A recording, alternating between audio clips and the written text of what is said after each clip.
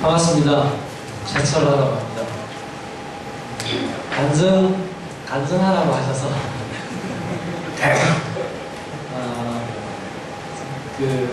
써온 글이 있는데요. 자료들이 있는데 읽겠습니다. 시간 안에 마치려고 해야 되기 때문에 읽겠습니다. 예수 목회 기쁨이라는 제목의 발제를 제안받고 참 좋은 말이다라는 생각을 했습니다. 예수 목회를 교회 개척과 교회 목회 현장에 목적의식적으로 적용할 사람들을 중심으로 그런 모임들도 좀 있었으면 좋겠다 이런 생각을 했습니다. 이미 예수 목회 세미나가 그런 역할들을 하고 있다는 것을 작년에 알게 돼가지고 작년에 참여했었고 오늘도 이렇게 참여했습니다. 발제를 처음 이제 요청받았을 때 도시교회에서 기쁨 이런 말씀이 있었는데요. 제가 도시라고 하는 주제와 관련해서 특별하게 말씀드릴 내용은 없습니다. 없고 예수 목회의 기쁨이라고 하는 걸 중심으로 정리를 했습니다. 도시는 생명이 온전한 삶을 살 수 없는 공간이라고 생각합니다. 특히 농촌에 대한 물리적, 정신적 착취의 기초에 형성된 도시 문명은 더욱 그렇다고 생각합니다. 도시 문명은 하나님을 떠난 인류가 하나님의 돌보심을 거부하며 쌓아올린 도성 문명의 기초입니다. 하나님과 농토를 떠난 인류가 만들어낸 문명이라고 생각합니다. 하늘과 땅을 배반한 인간은 궁극적 불안에 시달리게 되고 그 불안을 오만 속에 은폐된 채 스스로 하늘과 땅을 만들어낼 수 있다고 착각하게 되었고 그 착각 위에 만들어낸 것이 지금의 도시문화, 도성문화가 아닌가 생각하고 있습니다. 지속 불가능한 문명이라고 생각합니다. 궁극적으로는 도시와 예수 목회의 기쁨은 제 경험 속에서는 함께하기 어려운 조합이라고 생각합니다. 물론 방편적이고 과정적인 의미와 가치를 충분히 인정하고 나름 정성껏 살고 있지만 그 궁극에 있어서 도시 문명은 반생명의 질서임을 잊지 않고 있습니다. 아름다운 마을 공동체는 현재 도시에 있지만 예수 공동체를 증언하는 목회를 위해서 도시를 선택한 것은 아닙니다. 도시에서 살다 보니까 거기서 시작했을 뿐입니다. 그 도시에서의 나름대로의 역할과 소명들을 찾아서 살고 있습니다. 자본에 종속된 도시 문명이 만들어내는 환상의 허상을 폭로하고 왜곡된 생산과 소비, 농촌과 도시의 가치를 역전시켜 회복하는 것을 중요한 소명 중의 하나로 믿고 있습니다. 나름 도시 공동체 대안을 만들어가는 것은 도시에서도 생명평화의 삶을 살 수 있구나 하는 것을 증언하고자 함이 아닙니다. 도시에서의 삶은 농촌의 가치에 겸손히 기반하지 않고는 살 수 없다는 것을 증언하고자 합니다. 도시에서 어느 정도 의미 있는 삶을 구현하고 있는 공동체는 누구나 도시 문명의 화상을 증언하고 농도 상생 공동체를 구현해 가야 할 과제와 소명에 직면하리라고 생각합니다. 아름다운 마을 공동체도 그 길을 걸어가고 있음을 믿고 소망합니다. 지금 발제를 제안받고 나서 공동체 친구들에게 물었습니다. 공동체에서 목회하면 어떤 기쁨이 있습니까? 이렇게 물었습니다.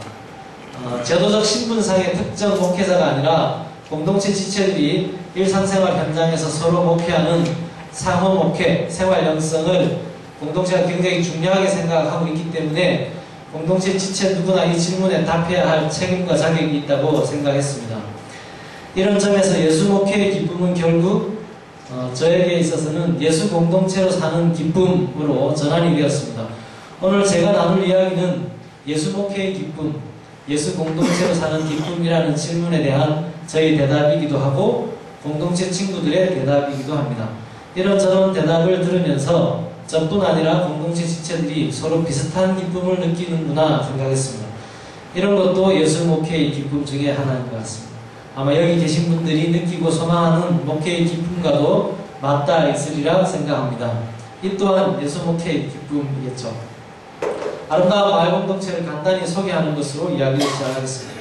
아름다운 마을 공동체는 성서에 증언된 예수의 하나님 나라 복음을 지금 우리 생활과 역사 현장에서 어떻게 증언하며 개선할 것인가를 묻고 함께 구현해가는 예배 생활 사역 공동체입니다. 청년의 때에 배우고 깨닫고 고백한 하나님 나라 백성의 삶을 졸업 후 사회인이 되고 결혼을 하고 자녀를 키우면서도 일관성 있게 살아갈 수 있을까? 어떻게 살아갈 수 있을까? 라고 하는 질문을 가지고 시작되었습니다. 1991년 첫 모임을 가졌고 그 이후에 서로를 지켜주고 독려하며 하나님 나라를 증언하는 삶을 정직하게 살고자 하는 마음으로 지내고 있습니다. 현재 서울 북한산 아래에서 마을 공동체로 삽니다. 별도의 울타리가 있는 공동체가 아니라 지역 사람들이 사는 삶의 현장에서 함께 어우러져 살며 하나님 나라 공동체를 구현해 감사합니다. 밤에 아이 데리고 마실 갈 수 있는 거리, 이것이 저희가 설정한 마을의 범위입니다. 한 공동체나 사회에서 가장 소외되기 쉬운 주체가 여럿 있을 수 있는데 육아주체라고 생각을 하고 있습니다. 장애인들도 소외되기 쉬운 주체인데 장애인에 대해서는 사람들이 주목은 하는 것 같습니다. 근데 육아주체에 대해서는 거의 주목을 하지 않는, 그래서 상대적으로 사회와 공동체 내에서 가장 소외되기 쉬운, 사귐에 있어서 소외되기 쉬운 것이 육아주체가 아닌가 이렇게 생각합니다. 그 기준을 가지고 나름대로 마을의 범위를 이렇게 잡고 있습니다. 공동체에 참여하는 증인은 획일적이지 않고 각자 정황에 따라 다양하고 자율적입니다. 비혼 청년들은 주로 공동생활을 다 하고 있습니다. 이 자율적으로 하는 건데 그 대부분 다 공동생활을 합니다. 천안에서 직장생활 하는 친구들도 이제 그 천안에서 살다가 이렇게 공동생활을 하면서 출퇴근을 하는 친구들이 생기기도 하고 그렇습니다. 결혼한 가정들은 가정 단위로 생활을 하는데 결혼한 가정이 한 집에서 공동생활을 하는 경우도 있습니다. 이것도 이제 자유롭게 원하는 사람들이 그렇게 지내고 있습니다. 동산, 부동산을 포함한 일체의 재산을 모두 함께 공유하는 주체들도 있습니다. 이들은 각자 수입을 모아서 기초 생계비를 동일하게 나누고 교육, 교통, 의료비 등은 필요에 따라서 사용합니다. 자동차, 휴대전화 등은 몇 개를 두고 필요한 사람들이 함께 사용하기도 합니다. 점심과 저녁 밥상을 함께하며 밥상 공동체를 이루고 삽니다. 생명농업 하시는 분들과 생협을 통해 연대하며 생명밥상을 구현합니다. 공동체 모든 사역은 지역민들이나 다른 교회 교인들에게 열려 있습니다. 공동육아 어린이집과 마을학교를 통해 자녀들을 함께 키우고 교육합니다. 방과 후 배움터, 주말 계절학교, 청소년 평화학교 등을 통해 지역 공교육 현장과 소통합니다. 마을신문, 유기농 마을 찻집, 지역 NGO인 생명평화연대 등을 만들어 지역 주민들과 소통하고 있습니다. 마을 서원에서 함께 공부하고 마을 수도원에서 생활 피성하며 기도합니다.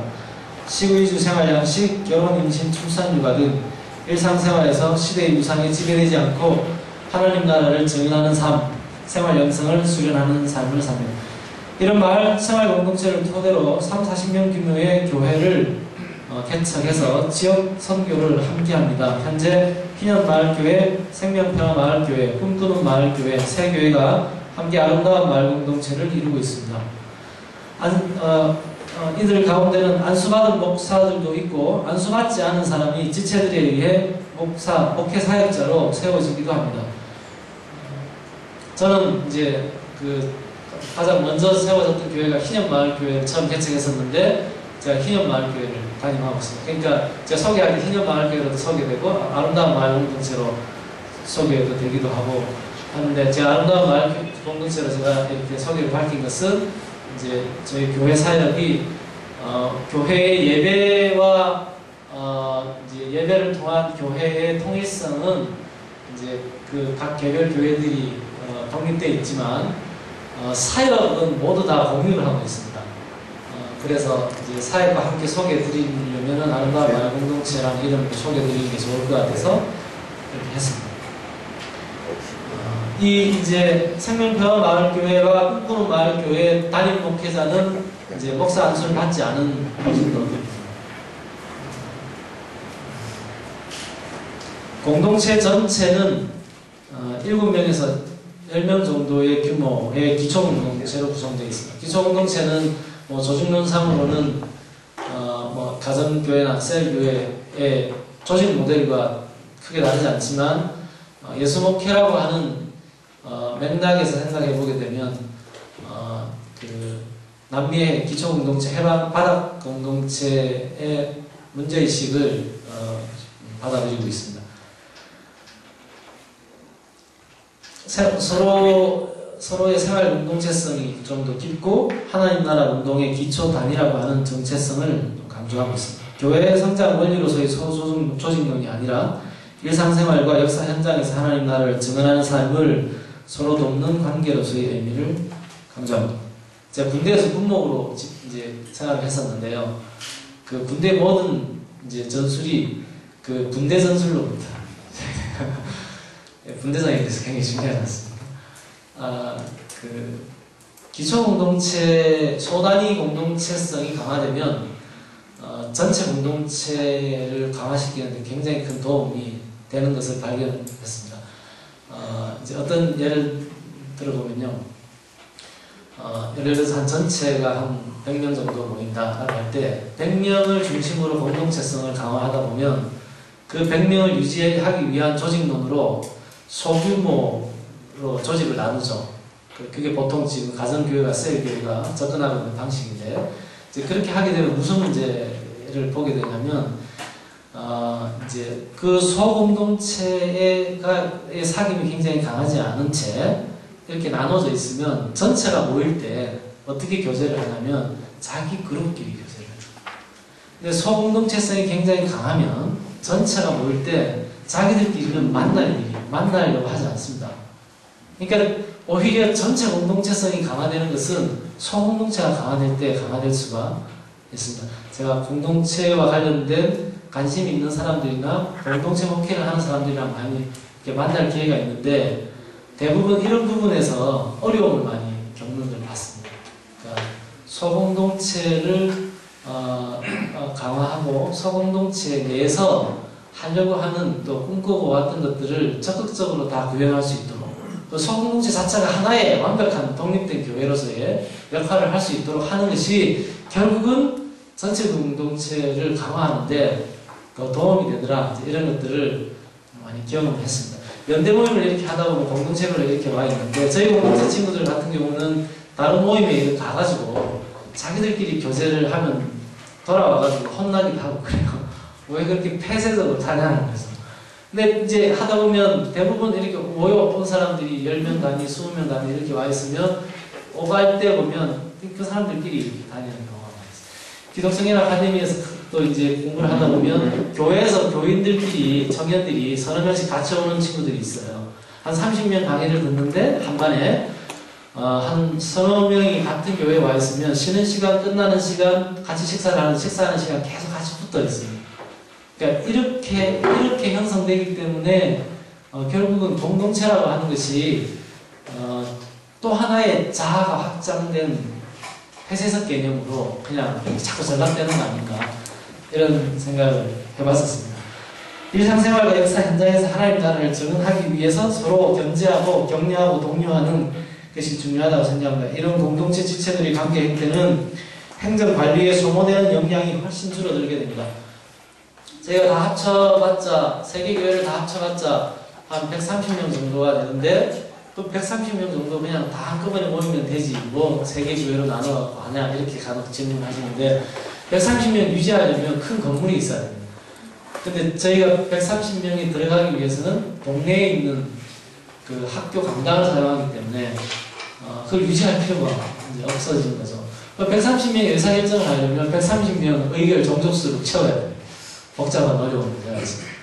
근데 7, 8명 단위에서 10명 단위로 의사결정들이 자유롭게 이루어지게 되면 이런 변수에 굉장히 이렇게 기민하게 대응할 수 있는 혹시 예를 들어서 부활절 연합 예배를 하는데 이제 오후에 예배를 연합 예배를 치료하지 않습니까? 그럼 오전에 다 예배를 또 드리고 또 가야 되지 않습니까? 그러니까 저희 같은 경우는 그런 게 굉장히 이제 가볍게 결정되는 이제 스타일인 것 같습니다.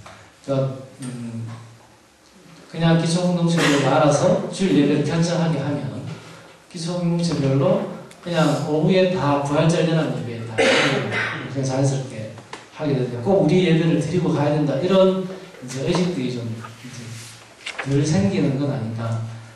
그래서 개교회주의를 극복하는 데 있어서도 이런 공동체적인 마인드가 잘 형성이 되면 오히려 더 효과적이지 않을까 이런 생각을 해봤습니다. 또 하나 중요한 것은 이런 형태는 지체드 은사라는 거죠. 그 각자 가지고 있는 소질들이 굉장히 많이 드러나게 되어 있습니다. 예배를 드리는 130명 예배 드리면 그 안에서 아무 생각 없이 예배 드리는 처음부터 끝까지 있을 수 있는데 기분이 굉장히 안 좋은, 기분 안 좋은 채 나 건드리지 마라 그러고 1시간 딱 보낼 수 있는데 한 7명에서 10명 예배 드리면 한 사람이 인상 딱 쓰고 있으면 전체에 영향을 막 줘요. 근데 반대로도 가능한 것 같아요. 반대로도 한 사람이 굉장히 이렇게 에너지가 충실하게 있으면요 한 7, 8명 예배를 드리면서 반대의 영향을 주는 걸 많이 봤습니다. 한 사람이 전체 영향을 굉장히 크게 주는 이제 특징이 있으면서도 반대로도 어떤 사람이 굉장히 그 업돼 있을 때 그 사람이 같이 예배 드리는 사람에게 굉장히 큰 영향을 줍니다. 보통은 예배가 목사님의 설교, 성가대 찬양, 대표기도라고 하는 것 외에는 은혜를 끼칠 계기가 별로 없는데 소단위 예배는 앉아있는 사람이 같이 영향을 서로 주고받게 되어 있는 장점이 있지 않나. 우리가 이제 이것에 익숙하지 않기 때문에 주로 부정적인 형태, 뭐 서너 명 예배드리면 뭐 노래 잘하는 사람 없으면 찬양도 괜히 버벅거리게 되고 뭐 전체적으로 안 좋은데 이런 경험들을 많이 있기 때문에 이런 형태의 예배 모습들이 많이 교회 산적으로 사라져가고 있는 게 아닌가. 원래 교회의 모습은 가정교회를 기초로 했었던 게 아닌가 이런 생각을 하고 있습니다. 서로 기질들이 이제 좋은 자기 자질들이 많이 들어가기 때문에 이렇게 여러 명이 같이 있을 때 잘 몰랐던 나한테 이런 기질이 있었나? 나한테 이런 능력이 있었나? 이런 것들을 많이 확인하게 됩니다. 심지어는 30년 동안 살면서 나한테 이런 특징과 기질이 있는지를 내가 처음 경험했다. 이런 얘기들을 많이 해요. 근데 그러고 보면 그럴 수밖에 없는 게 우리가 초등학교에서 중학교 올라오면서 야 그림 잘 그리는 사람 누구냐? 노래 잘하는 사람 부르냐? 그러면 정말 잘하는 애가 있는데 학교에서 한 번도 안 불러본 애가 있으면 기회를 얻기 어렵죠. 쟤 잘해요, 맨날 한다는. 그러니까 이제 그러다가 자기는 그런 건 능력이 없는 것처럼 이렇게 묻혀서 살게 되고, 어떤 사람은 정말 나는 잘하는가 보다라고 착각하면서 이제 살게 되고. 근데 작은 단위로 서로를 자꾸만 소통할 수 있는 계기가 되면 다시 한번 자기를 발견하는 그런 좋은 기회도 되지 않나 생각했습니다. 무엇보다 중요한 것은 시대의 무상에 주눅들지 않고 살 수 있는 그런 은총을 누릴 수 있지 않나 생각합니다. 공동체 다양한 생성과 사역은 청년 지도력 양성이라고 하는 것을 중심축으로 전개되고 있습니다. 기독청년 아카데미, 세계관학교, 생명평화학교, 공동체 지도력 훈련원 이런 이제 하고 있는데요. 여기서 훈련된 청년 지도력들이 공동체 사역 주체로 세워질 뿐 아니라 각 지역교회나 선교단체, NGO, 직장 현장에서 하나님 나라 일꾼으로 활발하게 활동하고 있습니다. 한 2년 전까지는 이제 이미 있는 공간 내에서 예를 들어서 어떤 개혁적인 교회인데 청년들이 거의 없는 그런 교회가 있다. 그러면 목사님들께 말씀드려서 청년 사역자를 좀 좋은 분을 좀 마련해 주십시오. 왜냐하면 시골에서 올라와가지고 대학 들어오는 청년들이 많이 있거든요. 근데 그 청년들은 교회를 어떻게 해서 선택해 가냐면 그냥 자본에 의해서 많이 상품화된 교회를 찾아가게 돼 있습니다. 그러니까 선택의 여지가 없다는 거예요.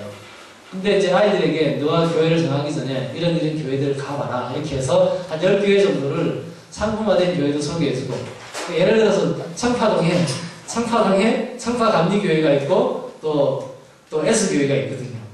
3일교회가 있습니다. 그럼 이제 두 군데를 다 가보라 그래요, 청년들에게. 그러면 선택이 달라질 수 있습니다. 근데 이제 그걸 잘 모른다는 거예요. 청파동에 청파감리교회 있는지 전혀 모르는 거예요. 그런 교회가 있는지 잘 모른다는 거예요. 그러니까 이렇게 선택의 기회들을 자꾸만 제공하면서 기존에 있는 교회들, 진보적인 개혁적인 교회들을 청년들을 강화할 수 있는데 도움이 됐으면 좋겠다 이런 생각이었는데 최근에는 한 2년 전부터는요 이 청년들이 그냥 자기들끼리 개척하고 돕고 있습니다. 그래서 한 7, 8명에서 10명 정도 되는 단위의 기초공동체들을 자기들이 개척할 수 있도록 거기에는 목회자가 있는 경우도 있고 목회자 없이 자기들끼리 개척하는 경우도 있고, 연령층도 뭐 40대 분들도 계시고 30대 초반 중반 분들이 중심이 되어가지고 개척하기도 하고, 예수 목회를 한국교회에 확산시키기 위한 일종의 조직론적 전략이 좀 필요하지 않나, 이런 생각들을 가지고 있습니다. 그런 맥락을 가지고 이런 교육 활동들을 하고 있습니다.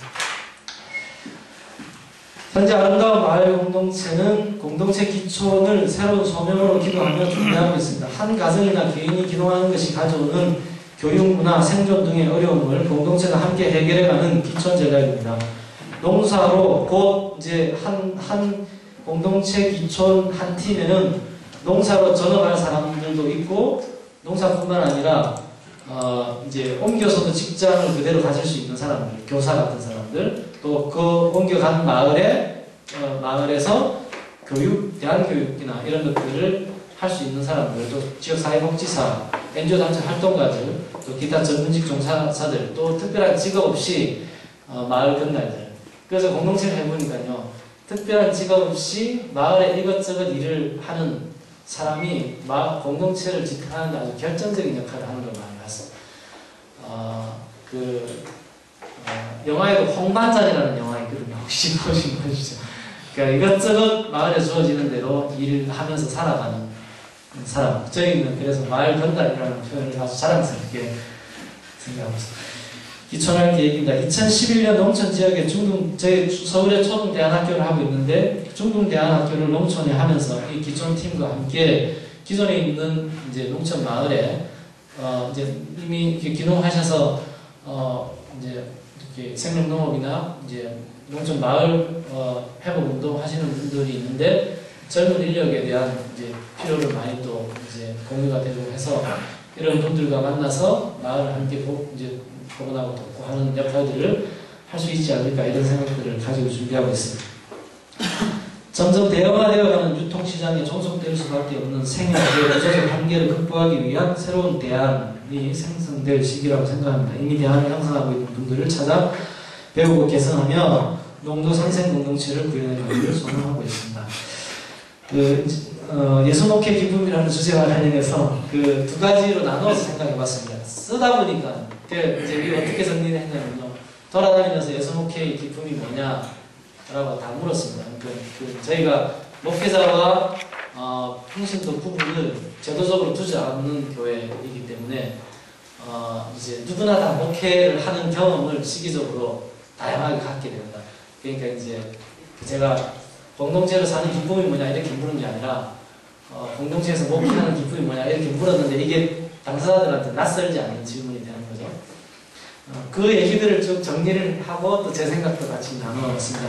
정리를 해보니까 크게 두 가지로 구분이 가능하더라고요. 하나는 해방되는 기쁨이 있었습니다. 하나는 새로운 것을 창출하는, 생성하는 기쁨이 있었습니다. 말과 삶의 괴리가 구조화되는 것에서 오는 자괴감으로부터 벗어나는 기쁨이 있습니다. 지금 뭐 그렇다라고 하는 게 아니라 최소한 이제 내가 그렇게 살 전망을 상실했을 뿐만 아니라 이 구조적으로 불가능하다고 나는 생각하고 있는데, 나는 설교는 계속 그렇게 하고 있는 이런 최소한의 자괴감, 구조적 자괴감, 이런 것들은 사라지는 것 같습니다. 왜냐하면 가깝게 서로를 견제하는 사람들이 아주 가깝게 생활하고 또 가깝게 대화를 하고, 우리가 보통 30대, 40대 정도 되면은 사회적인 언어 수준에서 하지 말아야 할 얘기들이 많이 있지 않습니까? 이런 금기들이 별로 많이 없는 편입니다. 그러니까 해야 할 얘기들을 서로서로 이렇게 그냥 옛날에 친구들처럼 하는 분위기다 보니까 일상생활과 서로의 말에 대한 긴장은 커지죠. 그 고투는 더 커지는 것 같습니다. 고투는 더 커지는데 그 자괴감이나 이런 부분들은 좀 해방되는 것 같다라는 겁니다. 예식, 설교 등의 목회 편중과 과잉이 해소되는 기쁨이 있습니다. 예배, 신방, 공동체 예식 담당 주체들이 분담되어 있습니다. 그래서 목회 부담의 편중을 들고 상호 주체성이 부양되는 기쁨이 있습니다. 공동체에서 하는 성찬식이라든지 또 수련회 여러 가지 예식이라든지 절기 예식이라든지 예배 예식이라든지 이런 것과 관련해서 이제 소위 안수를 받은 사람과 받지 않은 사람에 대한 어떤 기준의 차이가 없습니다. 그러니까 이제 분담이 굉장히 많이 이렇게 되어 있는 표현입니다. 설교 스트레스, 이제 이거는 저희 공동체에서 쓰는 말은 아닌데요. 친구 목사들이 제일 많이 하는 말 두 가지 중에 하나가 설교 스트레스, 신방 스트레스 뭐 이런 얘기를 하더라고요. 설교 스트레스에서 해방되는 기쁨이 있습니다. 공동체 지체들이 모두 이제 설교를 합니다. 돌아가면서 다 설교를 하기 때문에 이제 특정한 사람에게 설교 스트레스가 집중되는 이런 건 없고 모든 공동체 구성원들이 설교 스트레스를 공유하는 이런 과정을 통해서 설교 부담들이 좀 분담되고 과중이 해소되는 기쁨이 있습니다. 또 하나 이제 어려운 문제가 접대 과잉입니다. 접대 과잉인데요. 접대 과잉이 해소되는 기쁨이 있습니다. 공동체 대외 활동, 방문객 맞이하기, 뭐 공동체를 방문하는 사람들이 있으면 예를 들어서 저랑 아는 분이 공동체를 방문하겠다 그러면 제가 이렇게 안내를 하는데 저 공동체 어떤 친구가 아는 분이 이렇게 오면 제가 뭐 목사기 때문에 나가서 인사를 하고 이런 게 전혀 없습니다. 그냥 본인이 당사자가 대표가 되어서 공동체를 다 소개하고 안내를 다 하고 혹시 제가 길거리에서 만나더라도 그냥 인사하고 지나가지 제가 뭐 이렇게 보통은 이제 어디 가면 거기 책임자가 안 나오면 이 결례도 안 하고 이렇게 생각하는 이런 거는 개인적으로는 심리적인 부담이 있습니다. 이제 초상집에 갔는데 교인의 부모님 뭐 초상집에 갔는데 가서 인사를 드릴 때 그냥 안녕하세요 이렇게 인사를 드리지 뭐 저희 교회 목사님입니다 뭐 교회 공동체 대표입니다 이런 인사를 하지 않거든요.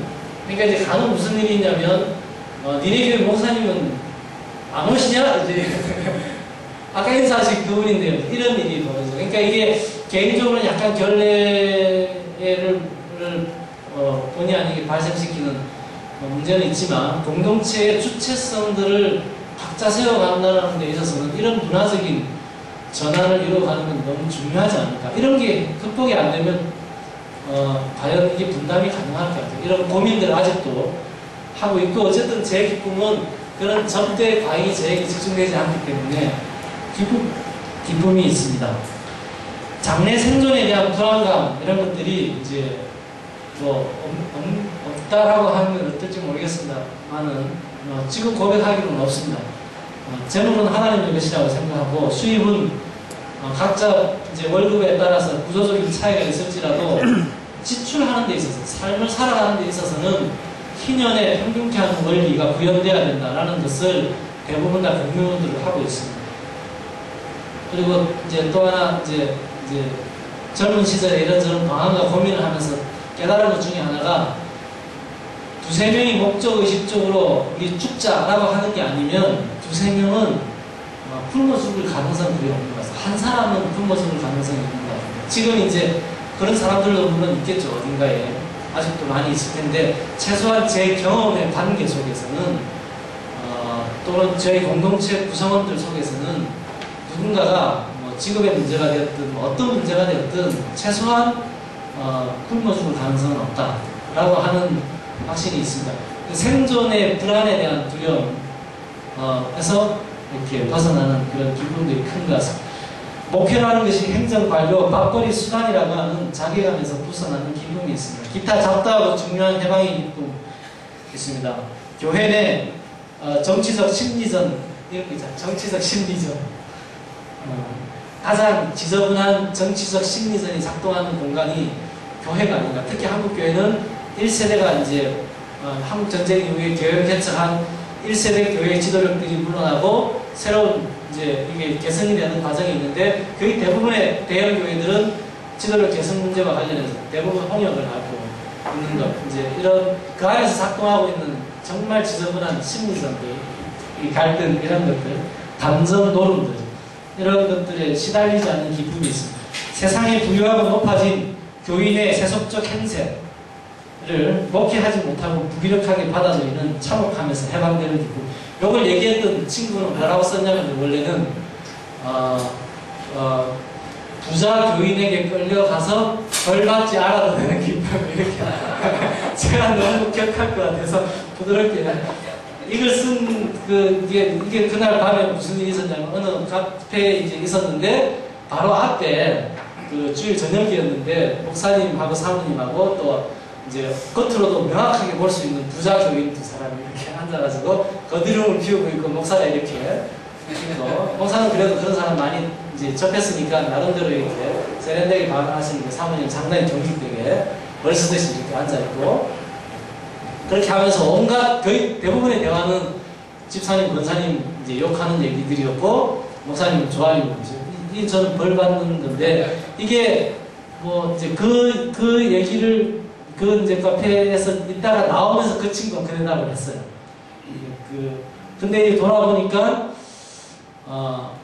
우리가 종교적인 색채를 가지고 세속적인 권세를 가지고 있는 사람들, 부자들, 세속적인 지위가 높다라고 생각하는 사람들에게 벌받는 목회를 많이 하고 있지 않나 이제 친구들 보면서 그런 생각. 제가 전도사 때 가장 목사님들께 많이 들었던 얘기가 너 이 교회에서 헌신해라 그러면 유학 보내주겠다 이런 얘기. 처음에는 저를 예쁘게 생각하셔서 하시는 얘기인 줄 알았더니 이게 레파토리더라고요.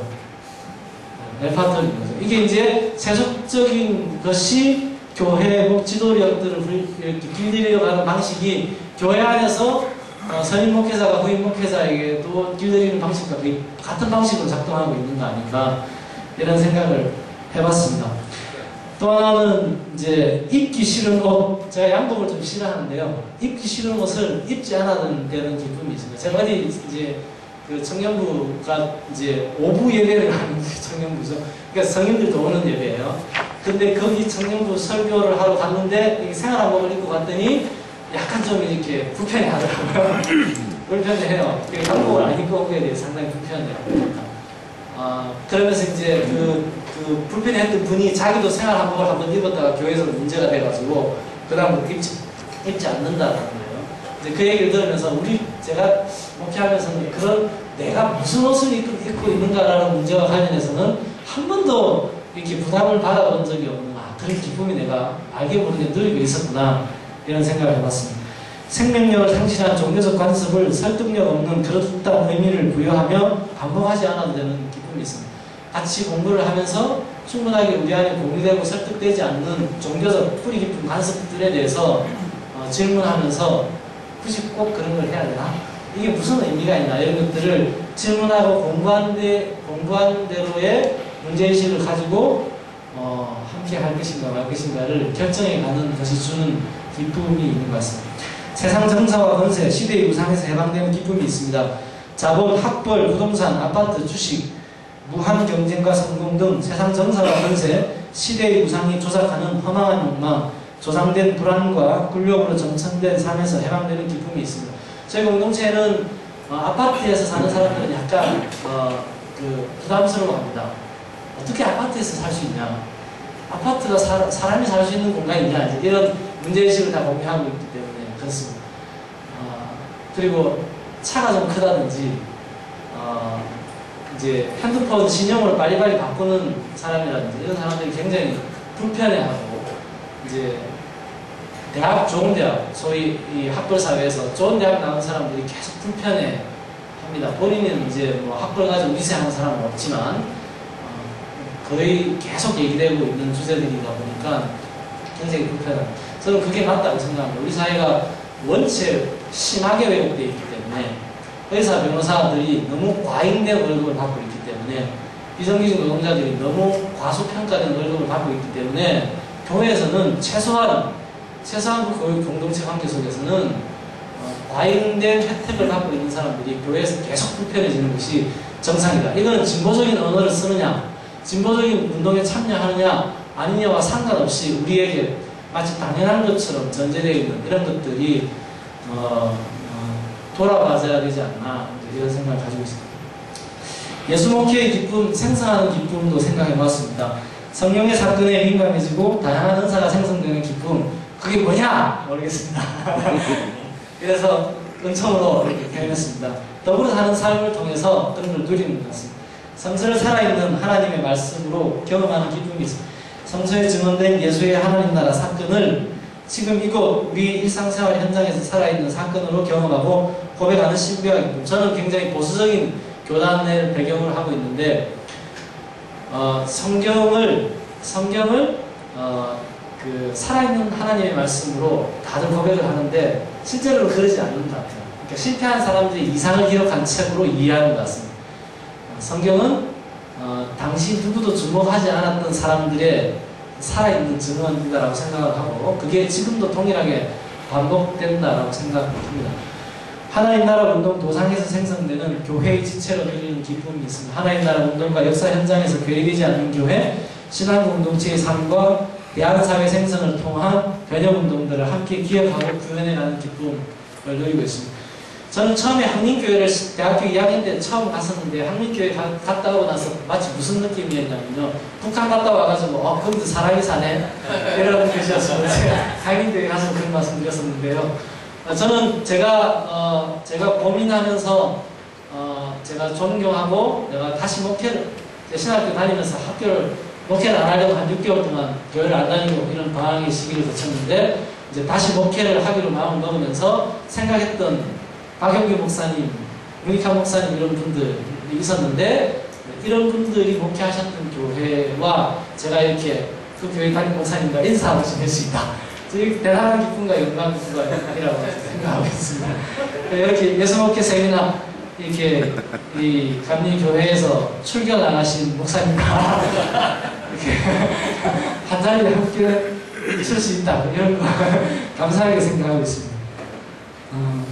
세상 정사와 권세, 시대의 우상이 요구하는 조건과 역량에 제한당하지 않고 성령의 은사와 소명을 따라 자유롭게 꿈꾸고 꿈을 현실로 사는 기쁨이 있습니다. 나이 30이 넘고 40이 넘어가지고 이게 내가 옛날에 내가 포기했던 꿈이었는데 이제 다시 한다 이런 사람들이 많이 생겼습니다. 그러니까 저는 이것이 세상이 만들어낸 기준에 종속되지 않고 성령으로 말미암아 우리 안에 성령이 임하면 요한일서에 보면 꿈과 예언과 환상이 주어진다 이렇게 얘기를 했는데 저는 그게 그런 게 아닌가 이렇게 생각하고 있습니다. 변화 이런저런 많은 변화들이 있는데 그 변화에 굉장히 가볍게 반응하고 유목하는 공동체 삶의 역동성이 주는 기쁨이 있습니다. 더불어 사는 삶의 기쁨이 있습니다. 서로의 한계, 신앙과 인격의 성숙, 삶의 변화를 가깝게 지켜보고 서로 정인이 되는 기쁨이 있습니다. 간섭을 많이 받는 것이 불편으로 출발했던 것이 간섭을 많이 받았던 것이 사랑이었구나 라고 하는 것을 나누는 고백들이 있습니다. 애정과 애증이 짧은 간격으로 교차하는 삶의 역동성이 있습니다. 이게 부부관계가 대부분 그렇지 않습니까? 그게 이제 교회 공동체 지체들 간의 관계 속에도 비슷하게 반복되는 경험들을 하고 있습니다. 관계의 책임성이 주는 기쁨이 있습니다. 심심할 겨를이 없다. 이것저것 변화들이 굉장히 많은 편입니다. 나이 드신 분이 공동체에 들어오셔가지고 처음에 가장 힘들어하는 게 변화가 많은 걸 굉장히 많이 힘들어 하시는데 시간이 좀 지나면서는 그걸 상당히 이렇게 이제 익숙하게 즐기시는 이런 것들이 주는 기쁨들이 있습니다. 설교를 통해 깨달은 사실은 설교는 오늘은 내가 도저히 설교 못하겠다라고 할 때가 다 있지 않습니까? 근데 이제 설교라는 직책을 해야 되는 직책을 가지고 할 때 하고 나서 또 그 설교하면서 스스로 점화되는 경험을 많이 하게 되는데요. 이런 경험이 모든 공동체 지체들에게 동일하게 주어지는 기쁨이 있지 않나 생각합니다. 깨닫고 고백한 것에 일관된 삶을 살도록 상호목회하는 삶의 기쁨이 있습니다. 시대의 우상이 조작하는 욕망에서 벗어나 깨닫고 고백하고 가르치는 것에 일관된 새로운 욕망. 저는 새로운 욕망을 굉장히 중요하게 생각하는데요. 자본이 그냥 우리가 가만히 이렇게 살게 되면 자본이 조작하는 욕망에 계속 지배당하게 되는데 그럼 그 욕망을 거부하자라고 해서 될 문제가 아니라 그 욕망 말고 다른 욕망이 필요합니다. 왜 넓은 집이 불편하냐? 청소하기 얼마나 힘드냐? 작은 집은 청소하기 얼마나 간단하냐? 거의 매일 아이들이 방을 쓸고 닦고 하죠. 일종의 저희가 이제 생활수련이라고 하는 소학이라는 의미를 가지고 이제 이런 것들을 얘기를 하고 하는데 이게 주는 기쁨이 있습니다. 그러면서 이제 집이 크면 이거 언제 다 하냐? 이런 얘기들이 처음에 대학교에 오는 아이들이 이제 친구 집에 놀러 가고 공동체 내부 친구들 아이들도 학교에 오니까 친구 집에 놀러 가보면 집이 큰 거예요. 처음에는 다들 우리도 아파트 살았으면 좋겠다 이렇게 얘기되는데 나중에 이제 대학교 한 1년 2년 지나면서는 그 아이들이 우리도 아파트 말고 이런 집에서 살았으면 좋겠다 이런 얘기들을 하게 된다는 거죠. 그러니까 이런 게 주는 굉장히 큰 기쁨이 있습니다.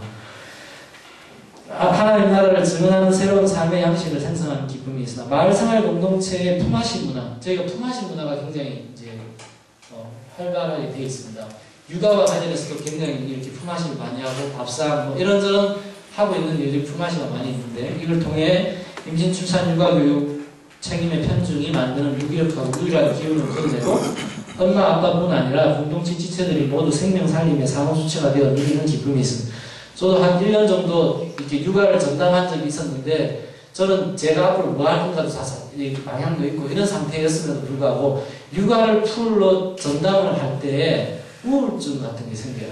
초콜릿 단 거 찾게 되고 사람들 만나기 싫고 집에만 있고 싶고 짜증 씻게 나고 그러니까 이게 육아라고 하는 것이 집중되게 될 때 나타날 수 있는 어려움들을 특정한 사람만 반복하는 것이 아니라 함께 공유하는 것이 굉장히 주는 기쁨이 있지 않나 생각합니다. 우리가 살아던 시절 교육, 놀이, 문화 등 삶의 현장에서 잃어버렸던 생명, 평화의 가치와 문화가 공동체 아이들의 삶, 교육, 놀이에서 회복되어가고 이를 통해 엄마, 아빠, 이모, 삼촌들이 저희가 여자들은 다 이모라고 부르고 남자들은 다 삼촌이라고 부르고 제 여자 동생이 있어도 고모라고 부르지 않고 그냥 이모라고 이렇게 불러. 그게 잘 모릅니다. 이게 혈연 관계가 어떻게 되는지 잘 모르고 그리고 그런 걸 가지고 누가 새로 왔는데 누가 누구 동생인데 이런 걸 소개하는 사람이 있으면 굉장히 혼냅니다. 거짓 복음을 전하지 마라. 시위주, 결혼, 임신, 출산, 육아, 교육, 의료, 소비 등 모든 일상생활에서 시대의 우상이 지속적으로 조장하는 생존의 불안에서 벗어나 깨닫고 고백한 것에 일관된 대안적 삶의 양식을 불안히 생성하고 결단해가는 공동체 삶이 주는 기쁨이 있습니다. 예수 목회 기쁨을 정리하다 보니 예수 목회가 주는 해방의 기쁨은 주로 세속화된 국가교회의 관습, 시대의 우상에 종속된 종교적 삶에서 해방되는 것입니다. 예수 목회가 주는 새로운 생상의 기쁨은 결국 오랜 국가교회 전통에서 은폐되었던 예수의 하나님 나라 운동이 복음되는 공동체의 삶에서 오는 기쁨이었습니다. 너무 오랫동안 심지어 다양한 종교개혁의 흐름에까지 깊게 도사리고 있었던 세속화된 국가교회 전통을 극복하고 예수의 하나님 나라 복음을 온전히 증언하는 공동체들이 더욱 다양하고 힘있게 솟아나길 바라는 마음 간절함. 함께 모여 나누는 대화와 증언이 이미 그 일을 이루고 계시는 하나님의 사건을 확인하고 서로 힘을 주고받는 새로운 연대를 생산하는 사건이 되기를 소망합니다. 네, 감사합니다.